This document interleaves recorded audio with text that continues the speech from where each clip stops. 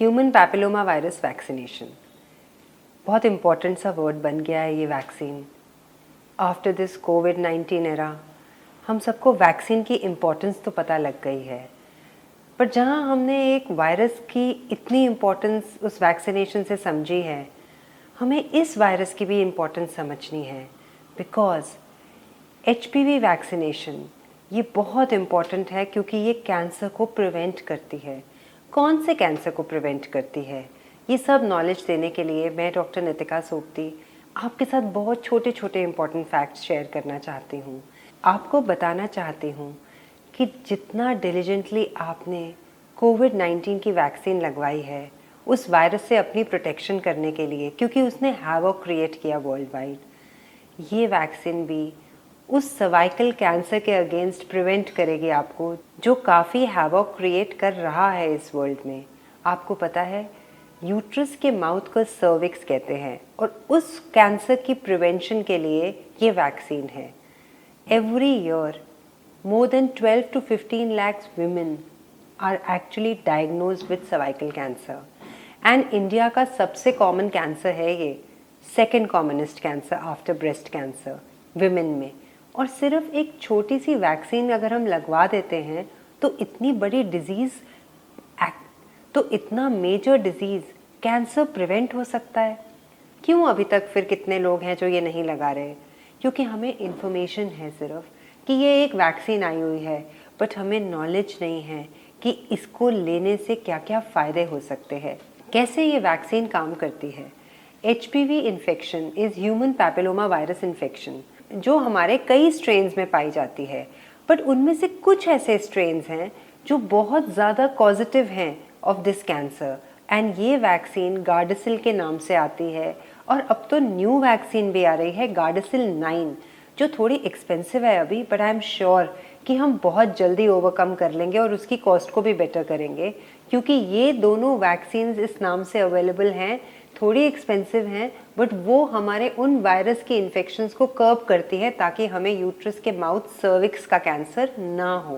But now we are very proud because India ने अपने country के अंदर ही ये सर्वाइकल कैंसर वैक्सीन निकाली है। I think just a few months from now हमें बहुत ही राइट रेट पे एंड बहुत ही इनएक्सपेंसिव वे में हमें मिल पाएगी ये। तो अब हमें 2-3 इम्पॉर्टेंट फैक्ट्स डिस्कस करने हैं।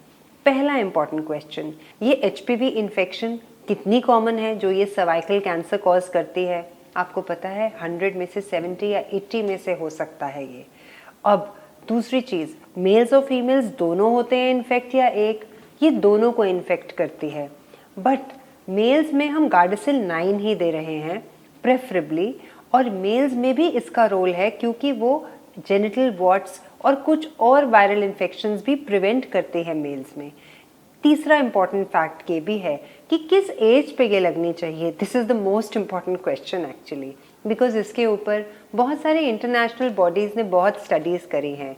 The right age to give this vaccine is between 11 to 12 years, और अगर हम 15 ईयर्स तक देते हैं तो हमें सिर्फ 2 डोजेज़ में चाहिए।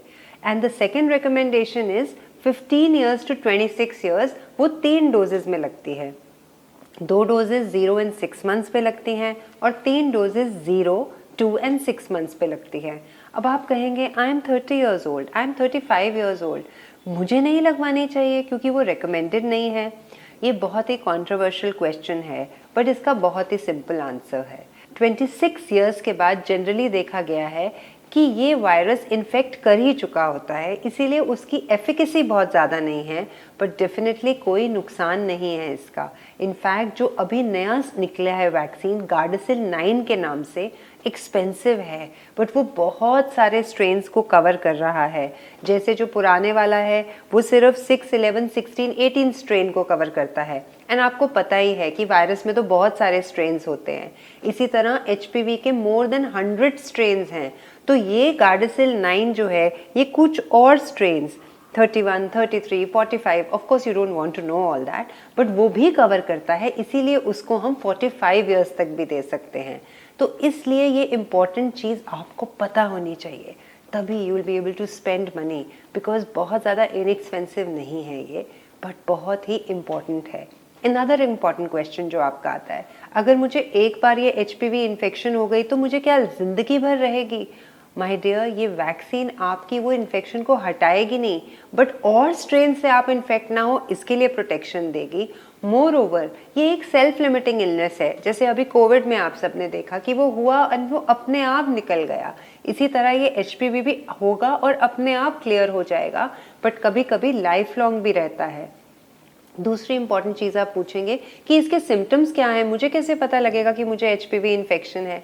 बहुत ज़्यादा तो नहीं पता लग सकता, बट येस, जेनिटल वॉट्स होते हैं, कुछ स्किन एंड मेम्ब्रेन्स में प्रॉब्लम होती है, ग्रोथ होती है, कुछ अल्सर्स होते हैं, तो ये सब वेग सिम्टम्स हैं क्योंकि कोई डेफिनेटिव सिम्टम्स इसके हैं नहीं। बट ये वैक्सीन सर्विक्स के कैंसर, जो यूट्रस का माउथ है, उसको प्रिवेंट करती है, वल्वल और वजाइनल कैंसर्स भी प्रिवेंट करती है, यहाँ तक कि मल्टीपल जेनिटल वॉट्स जो हो जाते हैं उनको भी प्रिवेंट करती है, और एनल कैंसर्स में भी इसका रोल अब काफ़ी दिखाई दे रहा है। तो आई थिंक ये रीज़न इनफ है हमें ये बताने के लिए कि हमें ये वैक्सीन ज़रूर और ज़रूर लेनी चाहिए। इम्पॉर्टेंट एक दो क्वेश्चंस हैं कि अगर आप सेक्सुअली एक्टिव हैं, आपको वो स्टिल बेनिफिट करेगी? यस। दूसरी चीज़, अगर हमने वैक्सीन ले ली तो अभी भी मुझे सर्वाइकल कैंसर स्क्रीनिंग टेस्ट, जिसको हम पैप्समेयर कहते हैं, वो कराना पड़ेगा? Yes my dear, every 3 years वो आपको फिर भी कराना पड़ेगा। And last and most important, मेरी मिस हो गई है वैक्सीन मैम, मैंने एक तो ले ली, सेकेंड डोज भी ले ली, थर्ड डोज में भूल गई। कोशिश करके विदिन 1 ईयर अपनी तीनों डोजेस ज़रूर कंप्लीट कर लीजिए। और बहुत सारे और सवाल आपके माइंड में हो सकते हैं, बट आंसर सबका एक है, एक ही वैक्सीन है to prevent cancer. So don't miss the chance, अपने बच्चों को भी लगाएं एंड खुद भी ज़रूर लगाएं, बिकॉज इससे ज़्यादा इम्पॉर्टेंट और कोई चीज़ नहीं है कि अगर आपकी हेल्थ बिल्कुल ठीक रहे और कैंसर आप प्रिवेंट कर सकें। So just go to your doctor and get yourself vaccinated.